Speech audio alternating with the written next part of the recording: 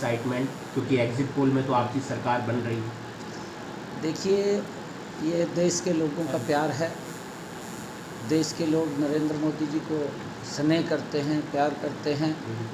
नरेंद्र मोदी जी ने एक योजनाबद्ध तरीके से अंत्योदय की भावना से देश के गरीबों को जो मजबूती दी है, देश की महिलाओं को सशक्त किया है, किसान को मजबूत किया है, युवाओं में विश्वास बढ़ाया है। ये इसका परिणाम है कि देश का एक चहुमुखी विकास पिछले 10 वर्षों में योजनाबद्ध तरीके से आदरणीय प्रधानमंत्री जी ने किया है। देश की समस्याओं का समाधान किया है। देश का सम्मान विश्व के अंदर बढ़ाने का काम पिछले 10 वर्षों में आदरणीय नरेंद्र मोदी जी ने किया है।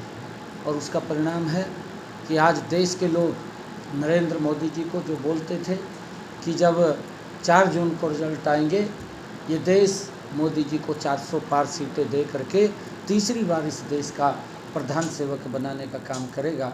और जिस प्रकार से आदरणीय प्रधानमंत्री जी ने संकल्प लिया है कि हम आने वाले 2047 तक भारत को एक विकसित राष्ट्र बनाने का काम करेंगे, और उस विश्वास के ऊपर देश, क्योंकि मोदी जी के ऊपर विश्वास करता है, और 140 करोड़ लोगों ने बढ़ चढ़ करके मोदी जी को उस विकसित भारत में, ये भारत विकसित राष्ट्र बने, एक एक अपना मतदान दे करके आदरणीय मोदी जी को मजबूत करने का काम किया है।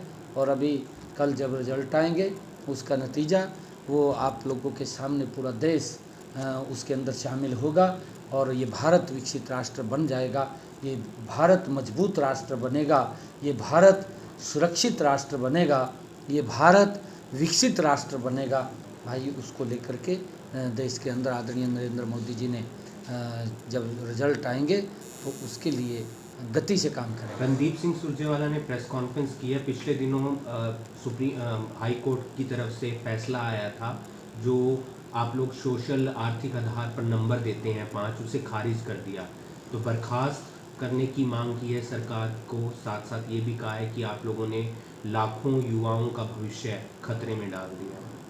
देखिए, मैं कांग्रेस के इन नेताओं को ये कहना चाहूँगा, क्योंकि हर रोज़ झूठ परोसने का काम करते हैं।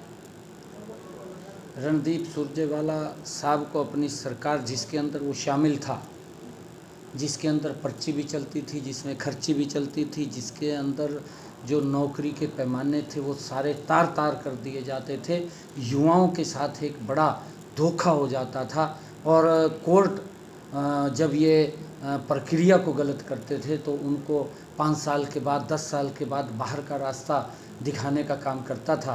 परंतु हमारी सरकार ने बड़ी ईमानदारी से युवाओं के साथ आज भी खड़ी है। एक गरीब व्यक्ति जिसकी सुनवाई कांग्रेस के कार्यकाल में नहीं होती थी, गरीब व्यक्ति को तो ये लोग वोट के लिए इस्तेमाल करते थे, उसका वोट ले लेते थे, परंतु जब कहीं नौकरी की बात आती थी तो उसको घर में भी नहीं घुसने दिया जाता था।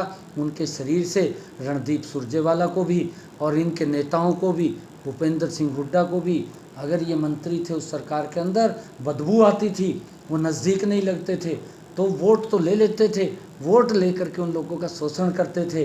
पहली बार है कि मनोहर लाल जी ने ऐसा सिस्टम बनाया कि उस गरीब व्यक्ति को, कि वो भी हरियाणा सरकार की नौकरी के अंदर आ सके, उसको आर्थिक आधार के ऊपर 5 नंबर देने का काम वो हमारी सरकार ने किया था। और उसकी प्रशंसा प्रथम बैच ने की थी, जो हाई कोर्ट का सिंगल बैच था, उस बैच ने इस जो सिस्टम लागू किया था इसकी प्रशंसा की थी। डबल बैच ने उसको खारिज किया है। परंतु गरीब व्यक्ति को, क्योंकि ये सरकार ये गरीबों के हित ऐसी सरकार है, मैं सभी उन युवाओं को ये आश्वासन देना चाहता हूँ कि किसी भी युवा को इस बात की चिंता करने की ज़रूरत नहीं है। हम अंतिम समय तक माननीय सर्वोच्च न्यायालय के अंदर उनके हक की लड़ाई को लड़ेंगे। किसी भी गरीब व्यक्ति के अधिकार दबे नहीं, ये हमारी सरकार की नौकरी चली जाएगी? किसी की कोई नौकरी नहीं जाएगी। जो रोक लगाई है, जब तक माननीय सुप्रीम कोर्ट उसका आदेश नहीं देता, उन्हीं बच्चों को ही रोका जाएगा, बाकी की प्रक्रिया जारी रहेगी। और किसी भी बच्चे को जो सिलेक्शन हुआ है उन सब की सिलेक्शन होगी। परंतु माननीय सुप्रीम कोर्ट जो ही हम पूरा विश्वास है कि इस सारी प्रक्रिया को देखेगा, क्योंकि गरीब के हित के अंदर ये कदम उठाया गया था और ट्रांसपेरेंसी आधार के ऊपर उठाया गया। आज बिना पर्ची बिना खर्ची के लाखों युवाओं को रोज़गार मिला है। ये सुरजेवाला तो ये सुबह झूठ बोलना शुरू कर देता है, ये पता नहीं क्या कबाब खाता है क्या नहीं खाता राहुल गांधी के साथ बैठ करके, और जब ये भी उसके साथ थाली में बैठ करके कुछ ना कुछ खाता है वो झूठ बोलता है। ये भी सारा दिन उसी ढर्रे के ऊपर चल करके झूठ परोसने का काम करता है। मैं सुरजेवाला साहब को कहूँगा कि तू श्वेत पत्र जारी कर, हरियाणा के युवाओं को बता, जिस सरकार के अंदर तू मंत्री था, भूपेंद्र सिंह हुड्डा प्रदेश का मुख्यमंत्री था, उसमें युवाओं को नौकरी देने की क्या प्रक्रिया थी, कितने युवाओं को नौकरी दी है ये भी बताने का काम कर, और कैसे नौकरी मिलती थी ये भी बताने का काम कर, किस आधार के ऊपर मिलती थी ये भी बताने का काम कर।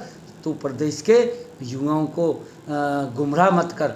और कितनी नौकरियां दी, 9.5 वर्षों के अंदर हमने कांग्रेस से ज़्यादा नौकरी देने का बिना पर्ची बिना खर्ची के काम किया है। गरीब के साथ आज भी हमारी सरकार मजबूती से खड़ी है। गरीब को किसी प्रकार की चिंता करने की ज़रूरत नहीं है। आज गरीब का बेटा अगर अपना टेस्ट क्लियर करता है